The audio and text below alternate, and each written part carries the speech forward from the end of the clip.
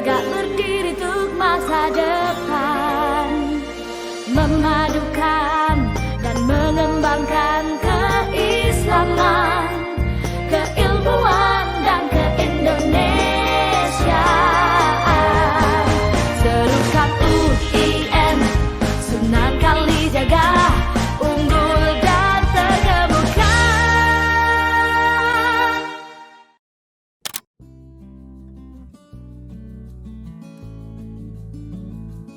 Oke, Assalamualaikum warahmatullahi wabarakatuh. Waalaikumsalam.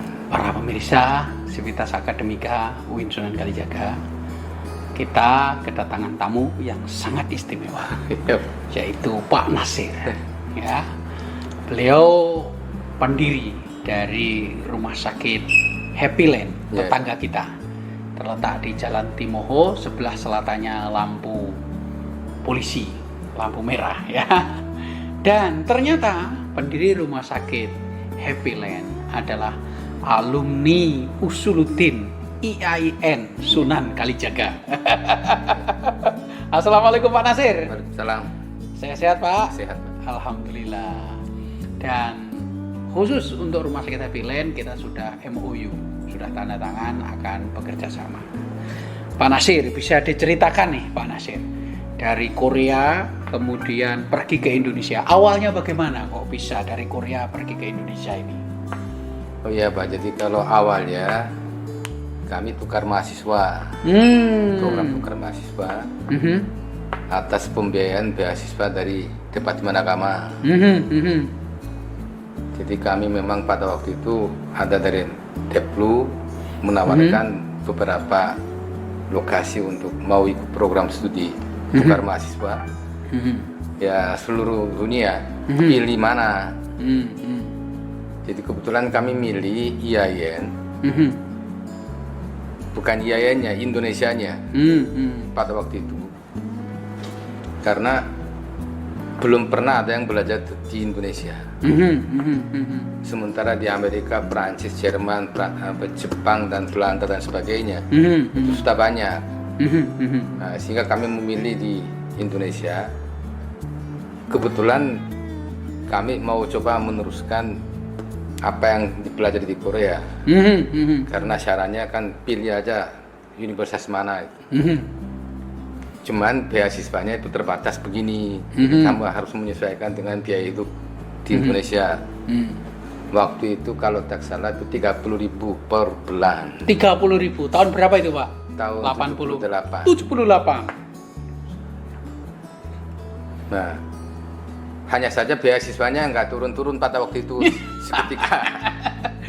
Jadi harus menunggu 1 tahun. Di situ kami mencoba belajar di IKIP bahasa Indonesia dan menengok di UGM dan lain-lain kok nggak sesuai. Apa yang kami pelajari di Korea itu nggak sesuai, sehingga akhirnya milih, ya kalau memang demikian pilih aja di yang paling murah biayanya dan juga bisa bermanfaat bagi masyarakat Korea. Karena pada waktu itu cita-citanya kan mau jadi kedubes Korea, jadi perlu belajar kehidupan masyarakat di luar Jawa. Itu targetnya, sehingga kami datang ke Indonesia, diterima di IAIN. Begitu. Jadi para pemirsa patut dicatat ya, Pak Nasir ini adalah orang Korea yang kemudian belajar di IAIN. Tadi sudah diceritakan bagaimana beliau itu akhirnya memilih IAIN Sunan Kalijaga.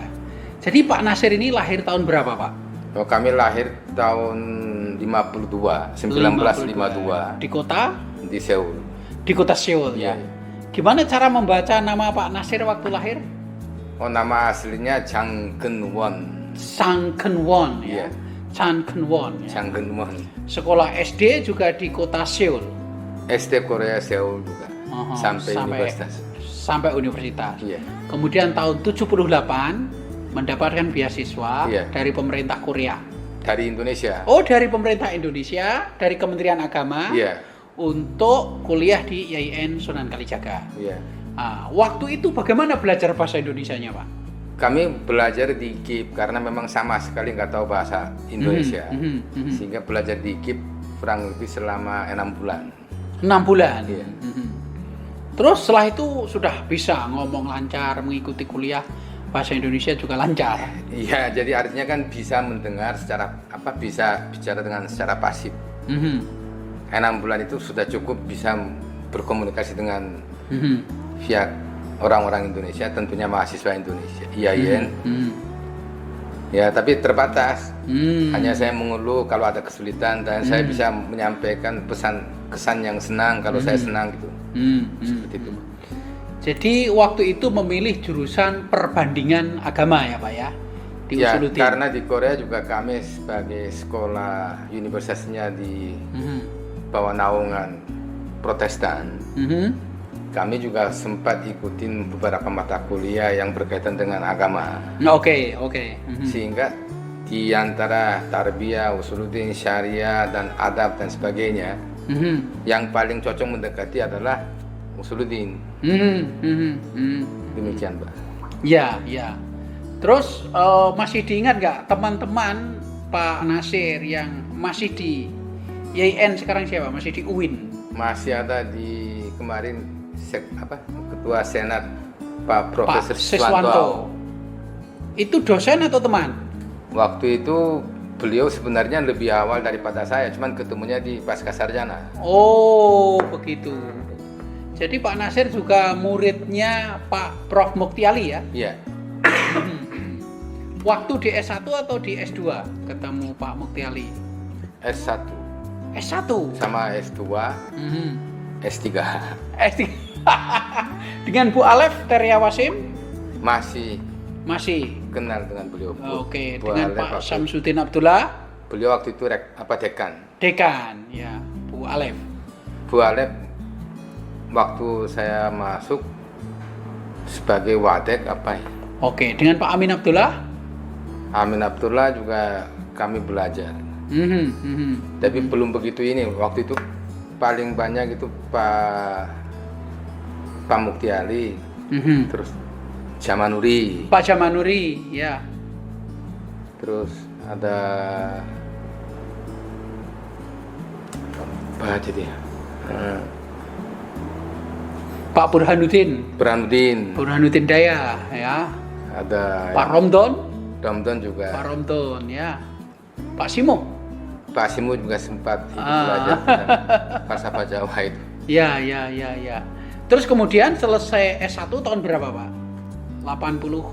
Karena kami dulu pernah belajar filosofi dan teologi dan sebagainya, sehingga kami masuk diterima di kelas 2. Oke. Lomba 1. Terus tepatnya 3 tahun kemudian saya wisuda.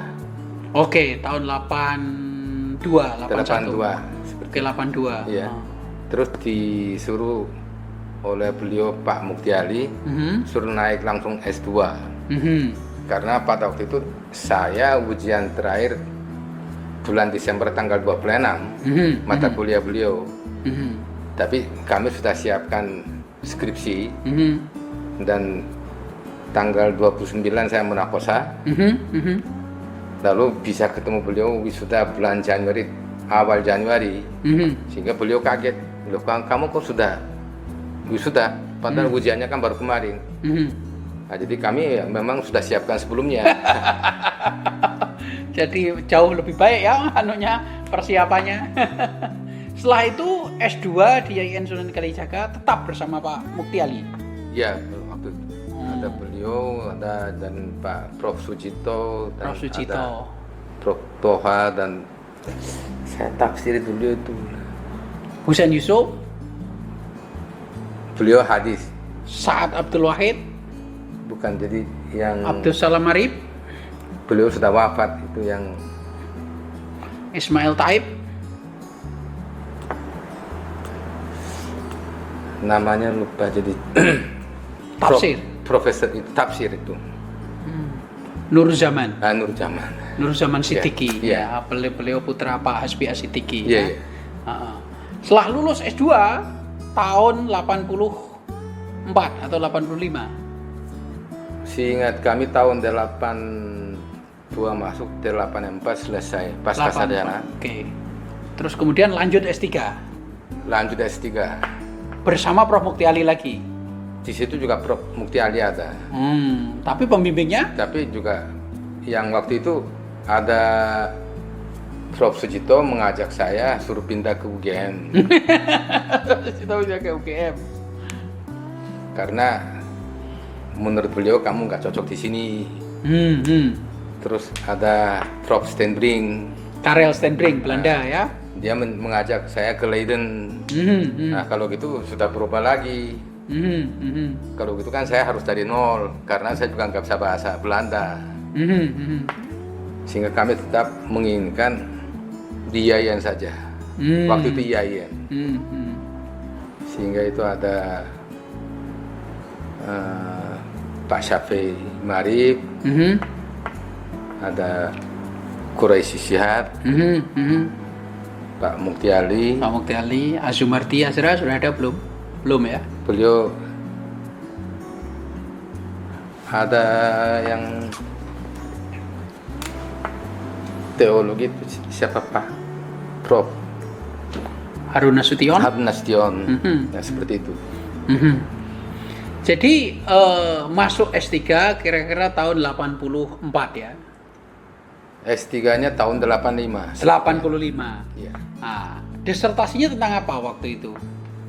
Waktu itu memang belum selesai, cuman kan sambil kuliah kan lagi berjalan. Tapi waktu S2-nya itu kan sudah ada tema semacam ingin membandingkan bagaimana pola penyebaran agama Islam. Kok Islam ini kok begitu sulit diterapkan di negara seperti Korea. Cepat. Tapi di Asia Tenggara ini kok begitu mudah. Cepat. Nah, jadi kami mengambil dua topik. Bagaimana caranya sehingga kalau memang seperti Korea itu dengan cara apa yang bisa diterima. Nah, antara lainnya pendekatan. Nah, itu yang kami susun waktu itu. Oke. Terus mendirikan Happy Land ini tahun berapa? Itu tahun 99 sudah ada benih. Sudah ada benih. Dan itu Pak Nasir sendiri yang mendirikan. Iya. Waktu itu kami kan ketika memang S3 nggak boleh. Maksudnya tidak selesai. Jadi kami kan sebenarnya kan tinggal selesaikan disertasinya kan nulis serahkan. Pada semester kedua kami dikirimi surat oleh beliau Agus Hitompul. Dikatakan nggak bisa bahasa Arab, tapi kok bagaimana kamu bisa masuk S3 dan kamu dengan visa mahasiswa, kok kamu bisa namanya menjadi manajernya Miwon dan sebagainya. Jadi itu sangat memojokkan kami. Karena pada waktu itu memang kami ada seperti itu. Kami bukan mahir dalam bahasa Arab, cuman hanya bisa hafalan. Tapi kalau itu memang dipersoalkan, ya kami merasa menyadari bahwa itu memang saya belum memahami. Tapi saya tahu kalau apa yang diajarkan dengan textbook bahasa Inggris, saya bisa pahami.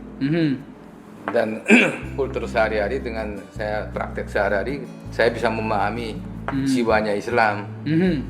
Seperti itu, Pak. Ya. Terus kemudian begitu S3 belum selesai ya, kan bisa jadi diselesaikan lagi kan. Itu terus kemudian Happy Land. Dan kenyataannya Happy Land sukses. S3-nya saya drop out. Oh, drop out. Karena saya nggak melanjutkan, saya nggak boleh. Oh, begitu. Ya. Jadi saya dianggap Sayang orang sekali. tidak layak kamu melanjutkan S3. Nah, baru sadar waktu itu, aduh, kalau andai kata saya waktu itu ikut Prof Sujito, mungkin saya sudah selesai karena dasar ilmunya sudah siap.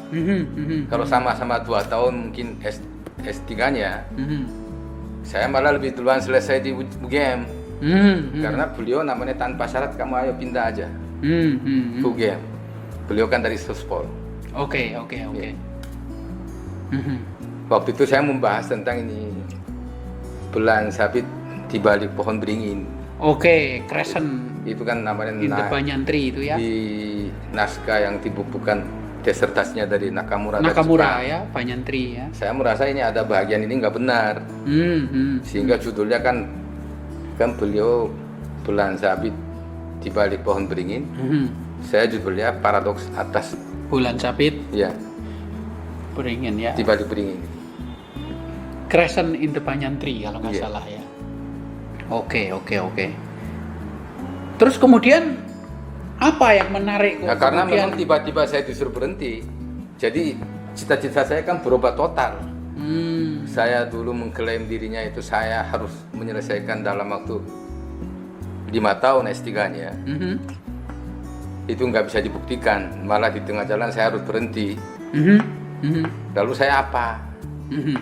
Nah, sehingga kami ya naturalisasi jadi Indonesia aja supaya namanya saya bisa berbuat sesuatu.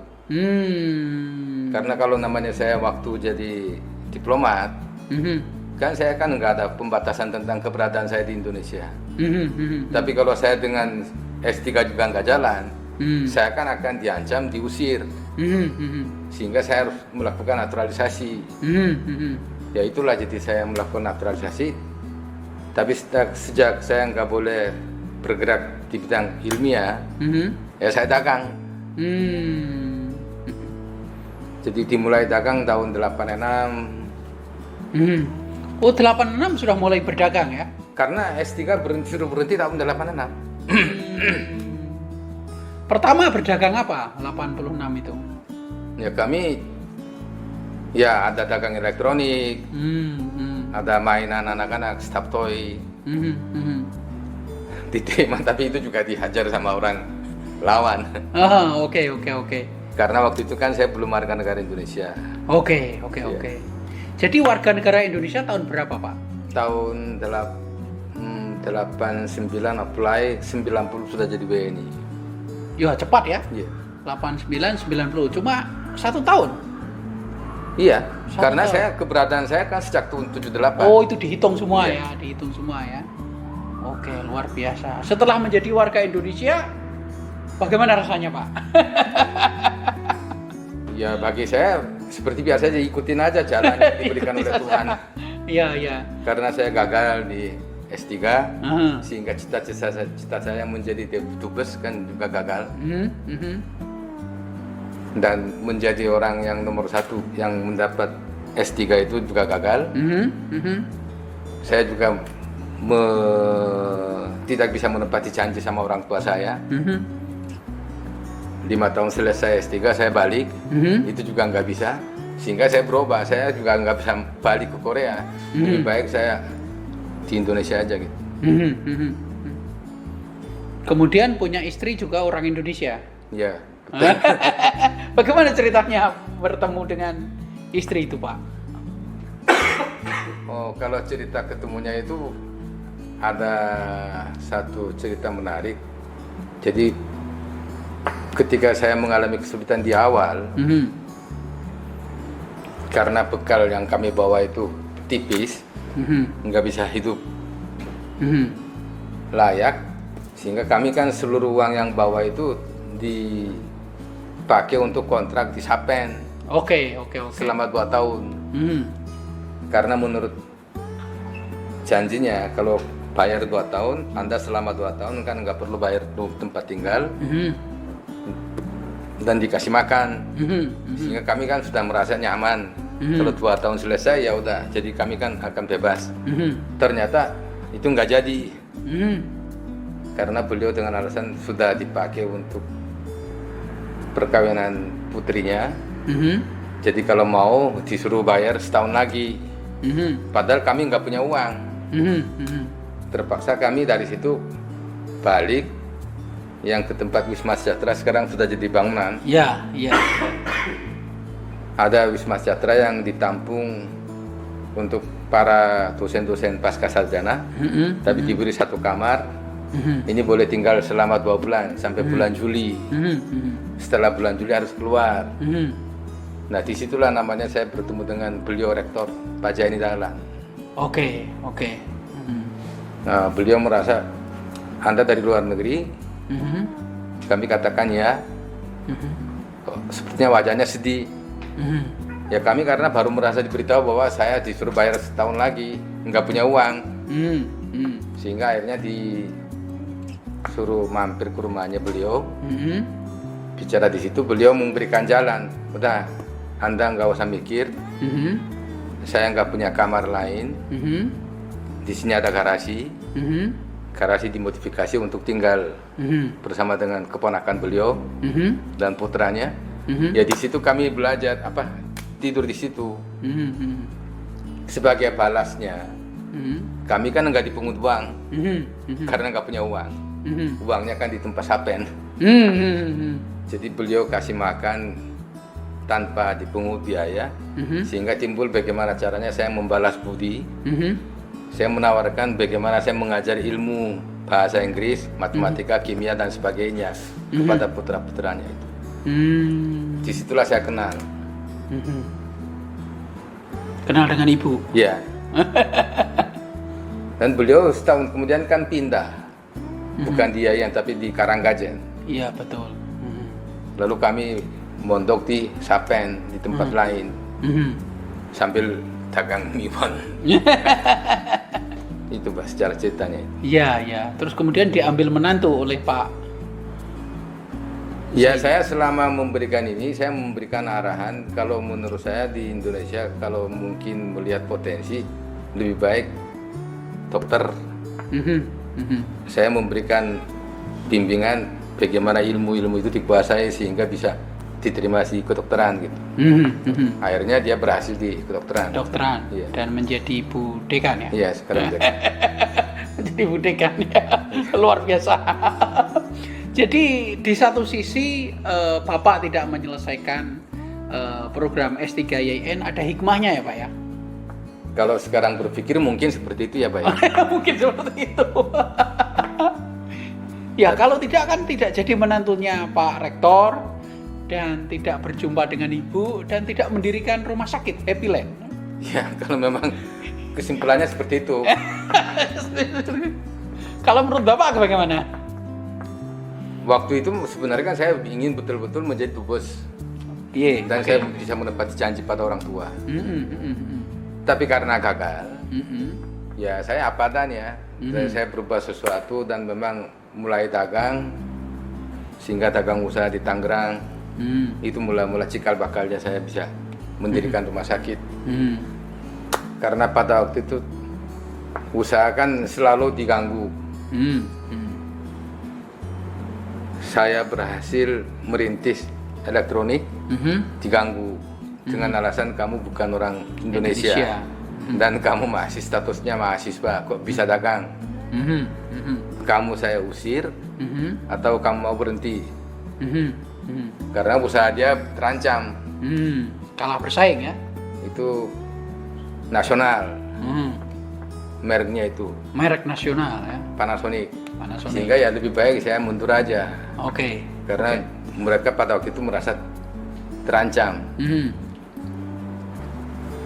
Lalu ini juga nggak boleh, itu juga nggak boleh. Lalu saya apa? Saya berpikir ya udahlah, mungkin yang barangkali saya nggak boleh muncul di kota. Saya lebih baik sembunyi di pedesaan. Dan yang dianggap ini yang paling kotor, yang tidak tertarik di pengusaha lain, sehingga kami milih di Tangerang. Lalu pengolahan limbah serbuk kayu. Ini kalau diolah menjadi bahan bakar, dan itu diperlukan di Korea. Sehingga kami belajar bagaimana caranya ini.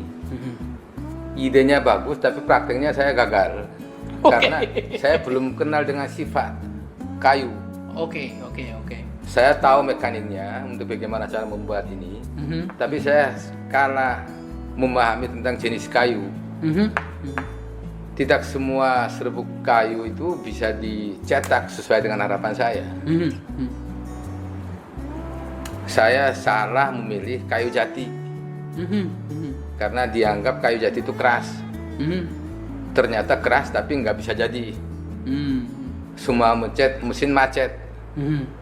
Dari situ saya belajar, oh ya ini nggak boleh jenis kayu, jadi tidak semua serbuk kayu itu bisa diolah, Hmm. mili ini. Hmm. Tapi uangnya juga sudah habis banyak. Hmm. Lalu mikir, waduh saya punya hutangnya banyak tapi nggak bisa berbuat apa-apa. Lalu berpikir, ini mungkin suatu saat bagi Indonesia perlu. Lalu bikinlah konsep memanfaatkan batu bara. Hmm. Batu bara dirancang karena kebetulan ada isu bahwa saya tahu Indonesia waktu itu kan subsidi batu bara. Jadi mungkin ini berguna bagi Indonesia. Itu waktu itu tahun 88 ya Pak ya. Saya apply paten desain batu bara sama mesin yang membuat batu bara. Tapi patennya nggak jadi 2 tahun kemudian baru dikasih tahu bahwa sudah jadi paten. Jadi itu saya punya paten. Nah, itu mungkin sebagai obat hiburnya saya. Saya selama ini gagal, S3 gagal, tapi saya juga dapat paten. Ini aja sebagai penghibur saya itu. Oke, tahun 88 itu ya. 88 apply, terus tahun 90 sepertinya saya terima Dapat paten itu. paten. Itu tentang batu bara ya. Batu bara. Nah di saat itu tahun 93 saya didatangi oleh seseorang yang saya belum kenal. Apakah Anda namanya ini dan punya paten ini? Oh saya katakan, oh iya benar saya punya paten, tapi saya nggak pakai paten ini. Karena itu butuh modal besar dan saya nggak mampu. Beliau mengatakan, boleh nggak saya namanya sampel bawa? Dan saya diskusi dengan tim. Saya serahkan, silakan Anda pakai. Ternyata itu dibawa ke Cendana. Waktu itu saya diceritain, ini sebenarnya beliau Pak Harto sangat perhatikan kondisi Indonesia. Subsidi minyak. Waktu itu rakyat kecil kan menggunakan minyak tanah. Minyak tanah. Bagaimana minyak tanah itu subsidinya bisa dicabut, tapi belum ada penggantinya. Dan di kabinet menteri itu sudah bicarakan ramai, bisa nggak dicarikan konsep menggantikan minyak tanah, Batu bara itu ya. batu bara. Akhirnya ya saya memberikan cerita bahwa itu sebenarnya bisa, tapi syaratnya harus Rp200 per kilo. Nah, kami coba mengikuti. Mungkin kalau hak paten saya bisa dipakai, mungkin bermanfaat bagi Indonesia. Tolong silakan pakai. Saya serahkan paten itu kepada perusahaan putranya. Siapa? Nama Tommy? perusahaannya Sigit. Oh, Sigit Harjujanto. Harjujanto. Nah, Sigit Haryowitanto itu. Dari situlah namanya saya diberi kesempatan untuk coba rekayasa mesin sesuai dengan patennya. Dan beberapa kali melakukan percobaan di Binagrahaya dan di Cendanaya. Disitulah saya diadu dengan produk dari China, Jepang, ada Jerman, Kanada. Kan pakar yang dikumpulkan oleh Departemen Pertambangan itu ada ini. Saya katakan kalau mengikuti konsep Anda, nggak mungkin batu bara itu bisa cetak 1 kilo Rp200. Dan kalau memang itu kita mau sukseskan ini batu bara itu sifatnya juga bisa menyerupai cara penggunanya dengan minyak tanah. Minyak tanah 1 kali korek api bisa nyala. Jadi user nggak terlalu keberatan. Tapi kalau batu bara ini kesulitan kalau dibakar begini. Harus dipersiapkan awal apinya dan sekian lama. Dan rakyat pengguna itu mungkin sulit. Jadi bagaimana caranya? Harus ada batu bara induk, lalu penyulut, sehingga 1 kali korek api geretan batu bara itu bisa nyala. Itu yang kami rintis di tahun 89-90. Nah itu yang dipakai, akhirnya diterima. Jadilah kalau begitu bagaimana caranya, ini harus Rp200 per kilo di konsumen. Sehingga kami rinci, ini kalau memang Rp200 di konsumen, harga pabrik harus berkisaran 150, 160, lalu biaya transportasi sebagainya, sehingga baru bisa 200 harga konsumen. Itu kami hitung, berarti mesin harus sebisa mungkin manual. Kalau program otomatis, harga cetaknya nggak akan cocok. Nah itu yang kami desain, kami serahkan. Itulah jadi membuat kami ada kesempatan untuk dapat manfaat. Itu yang jadi cikal bakal untuk mendirikan rumah sakit. Oh, dari situ ya. Iya. Luar biasa. Jadi itu perjuangan keras ya. Ternyata tidak sederhana. Bahwa setelah dari IAIN tidak selesai, ternyata berbagai macam profesi, berbagai macam usaha dilakukan ya, dan akhirnya rumah sakit bisa berdiri. Kira-kira begini Pak Nasir, nasihat apa yang Bapak berikan kepada para mahasiswa UIN Sunan Kalijaga kira-kira? Sama Pak, sebenarnya di masa seperti ini kita itu peluang itu ada di mana-mana di depan kita. Cuman kita bagaimana menyikapi. Kalau sesuatu dianggap berat, akan berat seterusnya. Tapi kalau dianggap ada niat mau coba, ya di situ ada peluang. Kami melihat ada limbah kayu, nggak akan ada waktu itu memperhatikan limbah kayu. Itu dibuang kemana-mana. Tapi kalau ada ide, ini bisa nggak dimanfaatkan menjadi suatu barang berguna, yang tentunya kan sehari-hari dalam kehidupan itu dibutuhkan. Akhirnya ketemu ide. Saya malah mencetak frame mesin itu Musa Asyari, Pak ceper. Musa. Ya, ceper. Saya Besi. pesan besinya beliau waktu itu, cor besinya. Oke.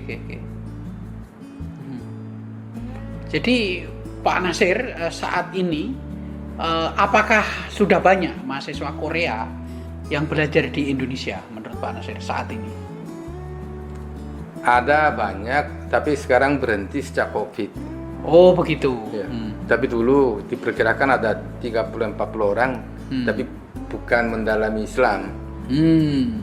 Tapi ada politik, ada sejarah, ada antropologi dan lain-lain.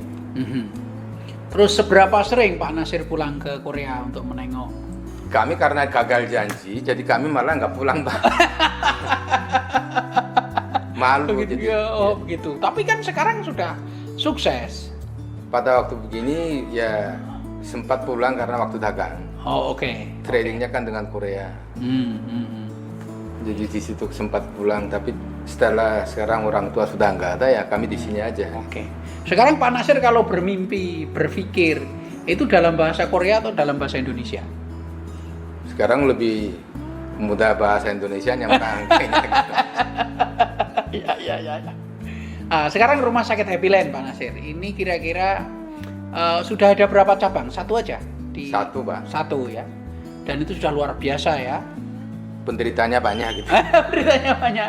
Dokternya ada berapa itu Pak? Kurang lebih 56. 56. Iya. Susternya berapa?